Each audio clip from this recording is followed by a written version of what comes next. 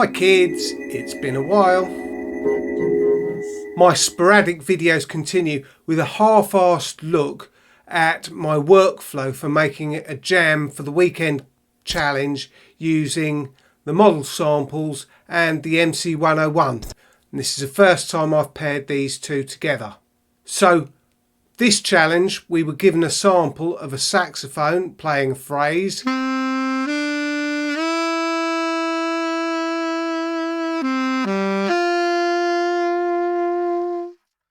And my first thought was to determine what the BPM was. Part of the package that we downloaded that had the sample in there also had the sheet music, and that was incredibly useful because I could read from that exactly how the passage, the sample was phrased, and I could see that the first two notes were a lead in at the end of a whole bar, and that was repeated at the end of the phrase. So with an 8-bar loop, I could trim off the first two notes which didn't actually fit in the loop, play it over an 8-bar clip, and then just adjust the tempo until the whole thing smoothly sampled round and played it in perpetuity.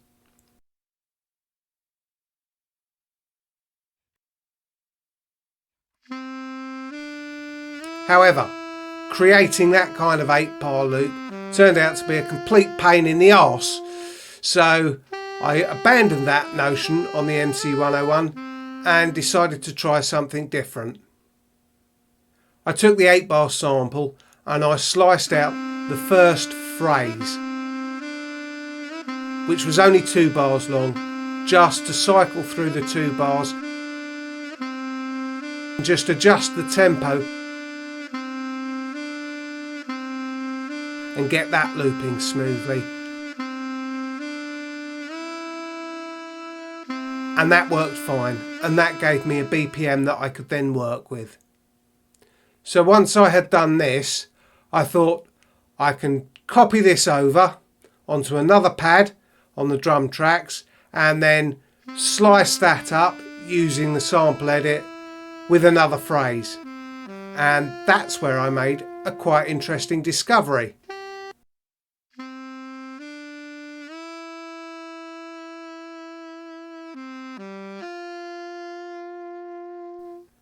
Having copied the pad over and gone to edit the sample, I played the original pad again and discovered the edits that I had made on the copy changed the original pad sample as well.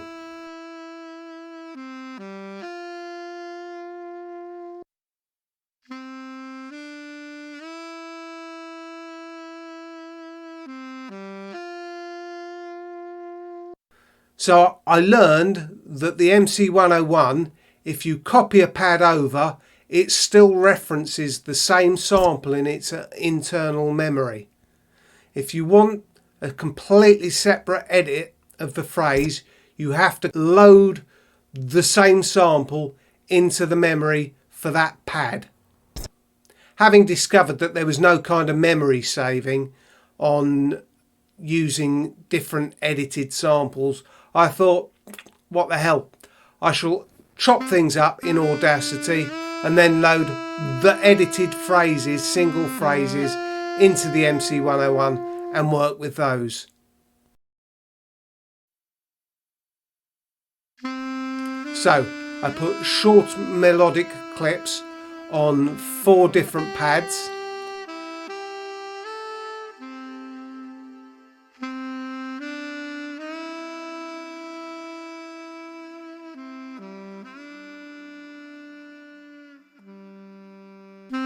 And then I duplicated those onto another 4 pads, only this time I went into the pad edit section and I tweaked the EQ settings of it and the delay settings, so that even though the sample was exactly the same, the way it was treated and edited by the pad was completely different.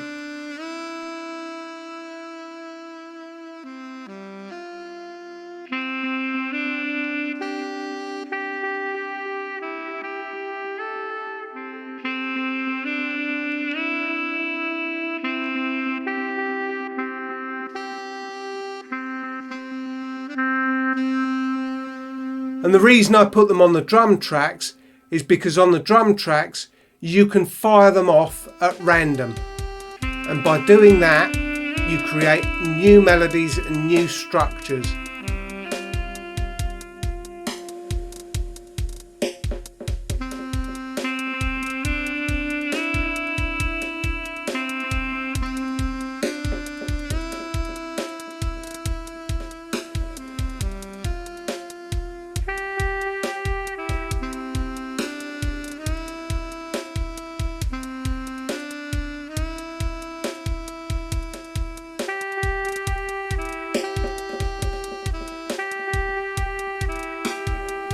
Having created a bit of a drum beat and some semi-random melody using the saxophone fired off at different times, I then turned my attention to the bass line.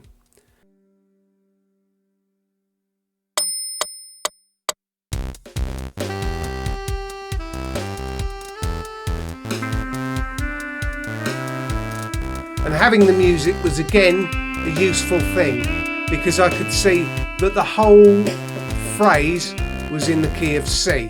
So that meant that the bass line needed to be rooted in C.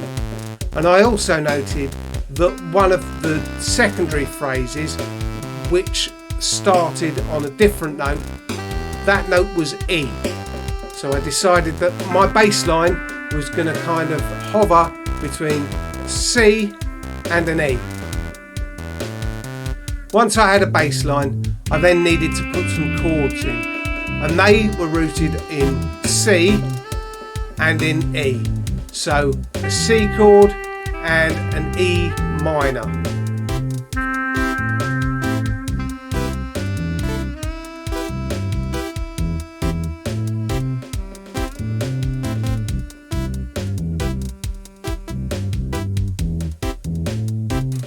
I rounded off the tracks on the MC101 with a bit of an arc line, and then I moved on to the samples. One of the things I missed about the samples was the drum programming you can do with it.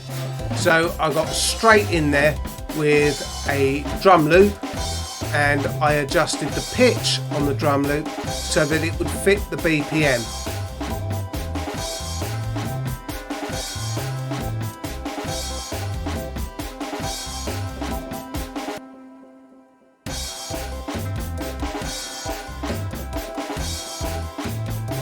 And then I could get to work making some of those ragged, broken beats that I like.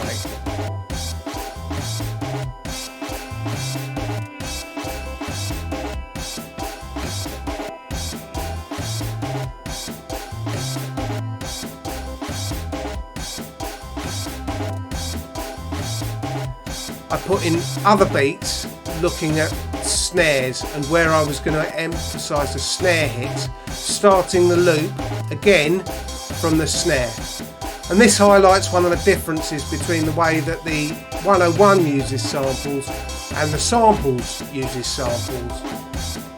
On the samples, you can edit the start and the length of a sample per step, so you're referencing the same sample but without having to re-edit it and store it in memory for each kind of pad. Of course, once I've programmed up a pattern, starting with the kick drum and the snare and a hat sound, I can shorten the decay length and it gives it a lovely clipped percussive feel. And again, using the chance parameter on this, I can make it so that it doesn't fire every time, and that creates more interest and makes the beats that little bit more interesting.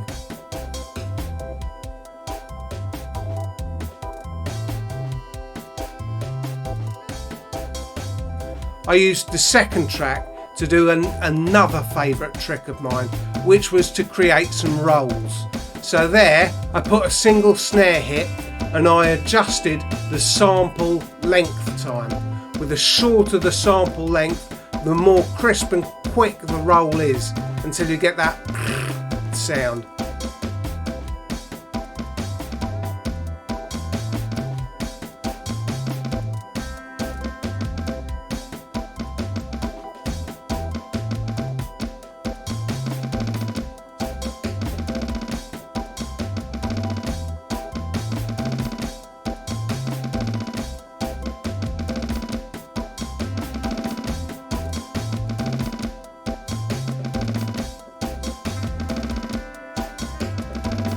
I put an LFO onto the filter and I passed that across there, and that made some really lovely D&B old school rolls on it.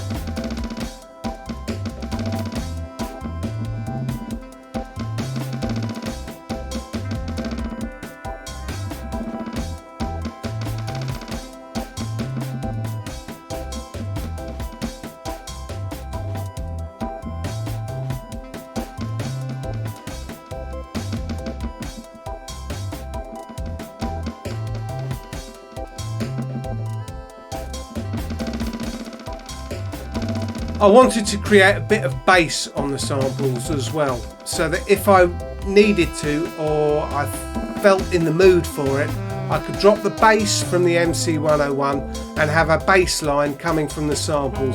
And this I did by taking the whole length of the saxophone sample, pitching it down 2 octaves and running a filter over that as well.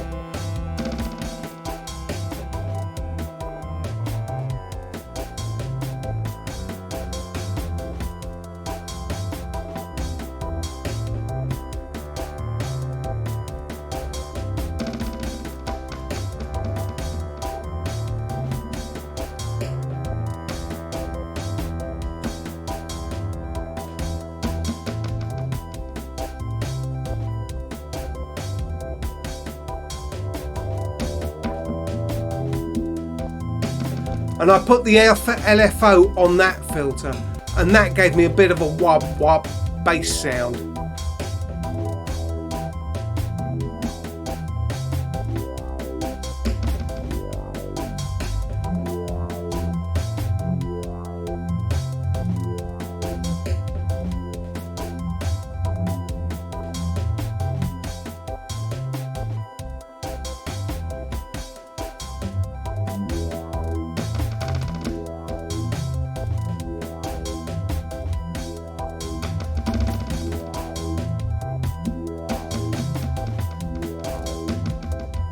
I then decided to mix things up a little bit and used the whole of the sample, reversed it, tweaked the end point, which actually becomes the start point in that case, so that I could make a slightly melodic tune.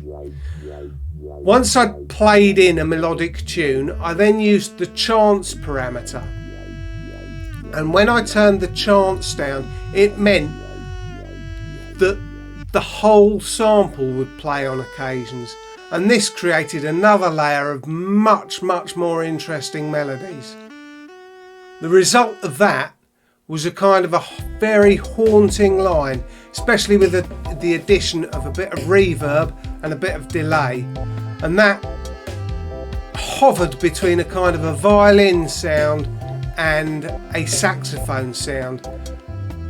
One of the joys of reversing samples is you get unexpected and slightly strange consequences. Little bit of an ARP line, not my best work, but it was percussive and nice, and the job's a good one. You can hear the final track there. Don't forget to like, subscribe and turn the bell on if you want to hear more of this half-arsed nonsense. And in the words of the Sirius Cybernetics Corporation, share and enjoy. Bye kids!